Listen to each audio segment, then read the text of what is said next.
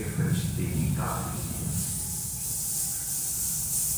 हमारी हदीस में आता है, अगर सारी इंसानियत इबादत करने लग जाए, कोई भी नाफरमानी न करे, तो भी उसे कोई फर्क नहीं पड़ता। सारी इंसानियत नाफरमानी पे आ जाए और कोई उसकी इबादत न करे, फिर भी उसको कोई फर्क नहीं पड़ता। ये जो अल्लाह ताला के अहकामात हम पूरे करते हैं, तो ये तो अल्लाह ने हमारे लिए ही ये चीज़ें रखी हैं। इससे मनाफे और खैरें हमें ही नसीब होंगे। होता ये है, अल्लाह ताला सुभान है, पाक है, और हम जो अल्लाह ताला की इबादत करते हैं, हमारी इबादत जो है वो उसमें न जाने कितना खोट होता है, कितना खोट होता है। देखिए, अगर आप बाज़ार से सोना खरीदने जाएं और कहें कि भाई मुझे सोना चाहिए, वो कहेगा ठीक है सोना मिल जाएगा। आप कहेंगे भी कितने कैरेट का है, 21 कैरेट का है, 22 कैरेट का है, 24 कैरेट का है, यानी इसमें मिलावट कितनी है। वो कहे कि भाई मिलावट ही मिलावट है, सोना तो बस देखने में लगता है। तो आप कहेंगे कि मैंने अचार डालना है, मैंने इस सोने को क्या करना है, ये तो किसी काम का नहीं। तो बात ये है, हमारी इबादत जो है वो मिलावट ही मिलावट है। हमारी इबादत मिलावट ही मिलावट है। बस इतना है कि हम इबादत की एक शक्ल इख्तियार कर लेते हैं, इबादत की एक शक्ल इख्तियार कर लेते हैं। वो करीम ज़ात है, वो उसी को कबूल फरमाए। मैं इस पर एक हिकायत समझाने के लिए अर्ज करता हूँ। एक बादशाह था और बहुत अच्छा इंसान था। तो उसकी रियाया में एक शख्स था जो बेचारा ज़रा गरीब था। तो उसने सोचा कि हमारे दिन कुछ बदल जाएं, अच्छे दिन आ जाएं। मियाँ बीवी ने मशवरा किया, क्या करें इसके लिए। उन्होंने कहा कि देखें, हम ये करते हैं कि अपने बादशाह से मिलने जाते हैं, हो सकता है कि वो हमारे हालात देखकर कुर्सी में हमारे हालात देखकर वो हमारे लिए कुछ कहा कि हाँ बात ठीक है। मियाँ बीवी में मशवरा हुआ। अब कहने लगे कि बादशाह से मिलने तो जा रहे हैं, उसके लिए कुछ लेके भी तो जाना चाहिए, हदिया, खाली हाथ तो नहीं जाना चाहिए। कहा ठीक है, अब करीब करीब हो सकते हैं, कोई बात नहीं, अल्लाह जज़ाए खैर अता फरमाए। मैं ऊपर बैठा।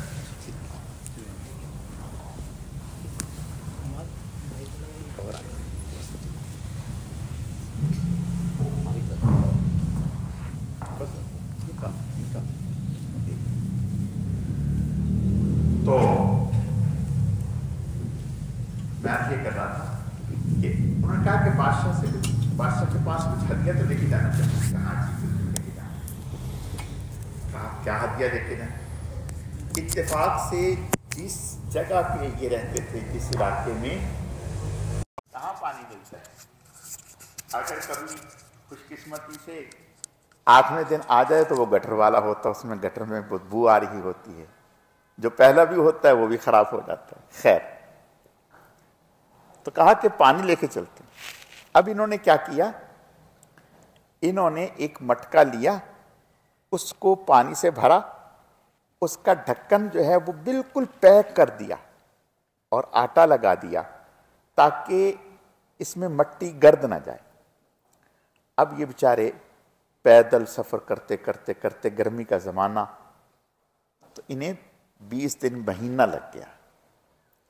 جب بادشاہ کے پاس پہنچے تو بادشاہ نے سے ملنے کی انہوں نے درخواست کی، تو بادشاہ نے کہا ٹھیک ہے۔ ان کو بتایا گیا کہ دور دراز سے کچھ لوگ آئے ہیں بیچارے، تو آپ سے ملنے، کہا ٹھیک ہے۔ انہیں بلایا، انہیں بادشاہ کے سامنے پیش کیا، کہا کہ بادشاہ سلامت، ہم آپ سے ملنے آئے ہیں۔ بادشاہ نے کہا بہت اچھی بات ہے، بہت خوشی ہوئی آپ کا آنا، بہت اچھا لگا۔ کہا ہم آپ کے لیے ہدیہ بھی لے کے آئے ہیں۔ بادشاہ نے کہا اچھا، واہ واہ، کیا ہدیہ؟ انہوں نے جو ڈھکن کھولا نا تو وہ پانی سڑ گیا۔ پانی جب سڑ جاتا ہے، میٹھا پانی سڑ جاتا ہے، دیکھیں اللہ تعالیٰ کی حکمتیں ہیں۔ اللہ نے سمندر کا پانی میٹھا نہیں رکھا، سمندر کا پانی میٹھا نہیں رکھا۔ اگر سمندر کا پانی میٹھا ہوتا تو کب کا سڑ چکا ہوتا، کب کا سڑ چکا ہوتا۔ اس میں نمکیات اتنی ہیں کہ اس میں جو دنیا کے مرضی مردار گر جائیں تو وہ ان کو ایسا ختم کر دیتے ہیں کہ وہ ان کا وجود ہی ختم ہو جاتا ہے، وہ سڑتا نہیں ہے وہ پانی۔ تو اللہ کی حکمتیں ہیں۔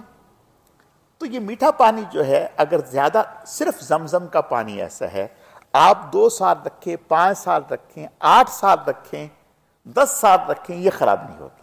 اور تجربے کی بات ہے، خراب نہیں ہوتا، بالکل تازہ فریش ہوتا ہے۔ تو انہوں نے پانی ڈھکن کھولا تو پانی میں بدبو آ گئی تھی۔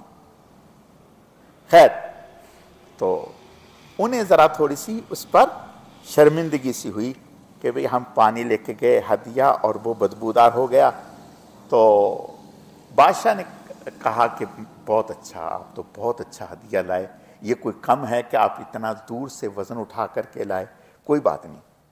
خیر، بادشاہ نے انہیں روکا اور 3 دن اپنے پاس ٹھہرایا، تواضع کی۔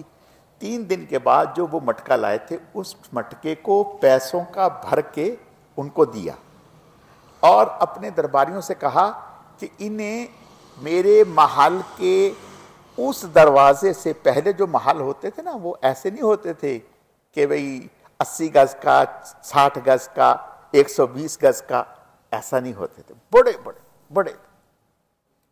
تو انہوں نے کہا کہ اس دروازے سے نکالو جس کے آگے سے صاف شفاف پانی کی نہر بہتی ہے۔ اب جب اس دروازے سے ان کو نکالا، انہوں نے صاف شفاف پانی دیکھا تو سر پیٹ لیا، کہا اوہو، بادشاہ کو تو اتنی وافر مقدار میں پانی میسر ہے اور اتنا اچھا پانی ہے، اس کے باوجود بھی بادشاہ کا ہم پر کتنا بڑا احسان ہے کہ اس نے ہمارے بدبودار ہدیے کو نہ صرف قبول کیا، قبول کر کے ہمیں انعام بھی عطا کر دیا۔ میرے عزیزو، بات ایسی ہی ہے کہ ہم جو عبادتیں کرتے ہیں ساری زندگی، اس عبادت کے اوپر اگر یوں نشان لگ گیا کہ بھئی یہ قبول ہے، یہ نشان لگ گیا کہ یہ قبول ہے، تو اتنا بڑا اللہ کا ہم پر انعام ہوگا کہ ہمیں جتنی زندگی ملی ہے اتنی اور مل جائے، اتنی اور مل جائے، اتنی اور مل جائے، قیامت تک ہمیں زندگی مل جائے اور ہم سجدہ شکر ادا کریں تو ہم شکر ادا نہیں کر سکتے۔ تو بھائی بات یہ ہے۔ اب رہا اللہ تعالی کس بندے کی کس ادا پر راضی ہو جائیں، یہ بات ذہن میں رکھیں۔ ایک بہت بڑے بزرگ تھے، اللہ والے تھے، بہت بڑے عالم تھے، کئی ساری کتابوں کے مصنف تھے۔ جب ان کا انتقال ہوا تو ان سے پوچھا کہ بھئی آپ کے ساتھ کیا ہوا؟ کہا کہ میں تو بہت کچھ سوچا تھا، لیکن وہاں تو بس ایک چھوٹے سے عمل پر میری مغفرت ہو گئی۔ بھئی وہ چھوٹا سا عمل کیا ہے؟ وہ چھوٹا سا عمل یہ ہے کہ میں دینی کتابیں لکھا کرتا تھا، تو اس وقت کے قلم جو ہوتے تھے وہ لکڑی کے ہوتے تھے، سیاہی یوں لگاتے لکھتے، اور کبھی کبھی قلم اٹکتا تو اس کو ناخن کے اوپر یوں لگاتے رکھتے، تو اس طرح سے پھر وہ چلانے لگتے، تو ناخن کے اوپر سیاہی جم جاتی. وہ کہنے لگے کہ میں جب واش روم کے لیے گیا تو میں نے دیکھا کہ میرے ناخن پر سیاہی لگی ہے، اور اس سیاہی سے تو میں دینی کتابیں لکھتا ہوں اور دینی چیزیں لکھتا ہوں.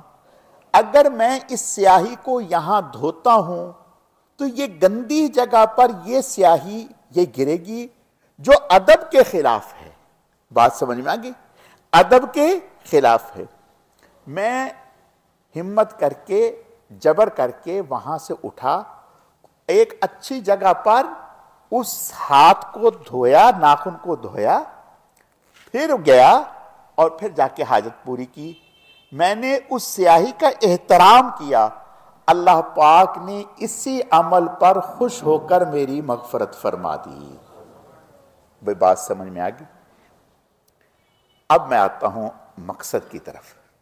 آپ کہیں گے کہ امام صاحب ہمیں گھیرنا چاہتے ہیں. نہیں، گھیرنے کی کیا بات ہے، آپ تو گھرے ہوئے ہیں.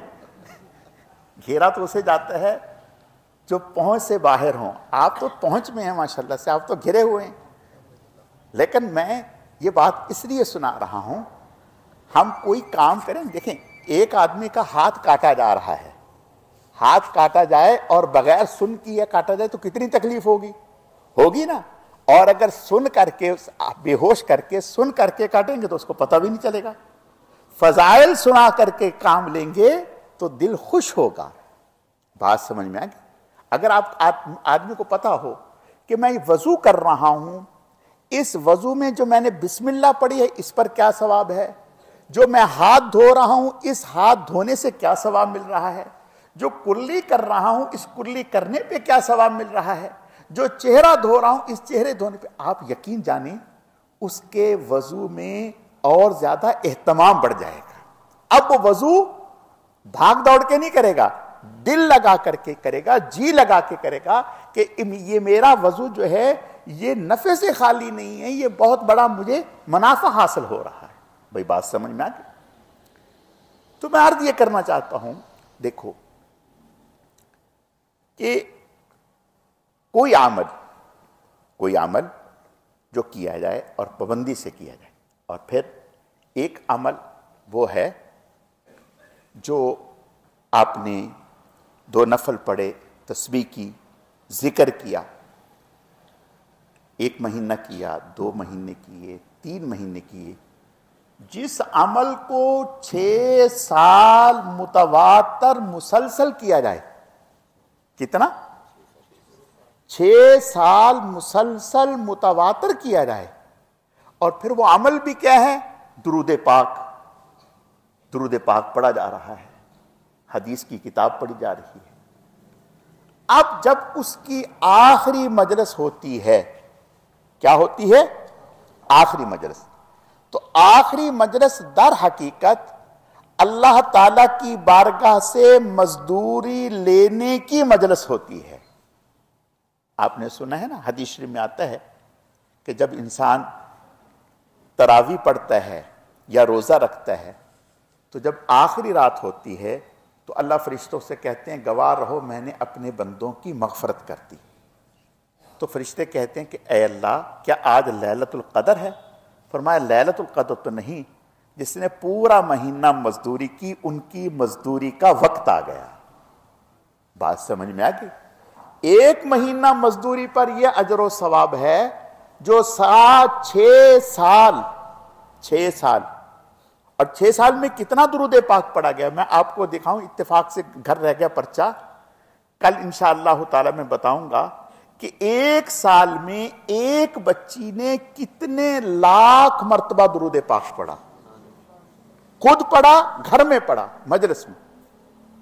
اب یہ جتنی بچیاں ہیں کل ان کا آخری سبق ہے، جس کو ہم وہ کہتے ہیں نا ختم بخاری شریف، یعنی اس حدیث شریف کا آخری سبق ہے. اور دیکھیں اللہ تعالیٰ کریم ہیں، نیک مجلس میں، اس مجلس میں شریک ہونے کے لیے جو بھی آ جائیں اللہ تعالیٰ سب کی مغفرت فرما دیتے ہیں، سب پر اپنی رحمت نازل فرماتے ہیں. تو اصل میں جو بخاری شریف کا مقصد ہوتا ہے وہ یہ ہوتا ہے کہ اس آخری سبق میں وہ بچیاں تو پڑھ ہی رہی ہیں، یہ بچے تو پڑھ ہی رہے ہیں، ہم اس آخری سبق میں ہم بھی شریک ہو جائیں تاکہ وہ انگلی کٹوا کر، بولو بھائی، انگلی کٹوا کر شہیدوں میں نام آ جائے۔ سمجھ میں بات آ گئی؟ محنت تو 6 سال کی، 12 سال کی، 8 سال کی ان کی ہے، لیکن اس آخری مجلس میں ہم بھی ان کے ساتھ آ گئے تو جو رحمت ان پر برسے گی محروم ہم بھی نہیں رہیں گے۔ بھائی بات سمجھ میں آ رہی ہے؟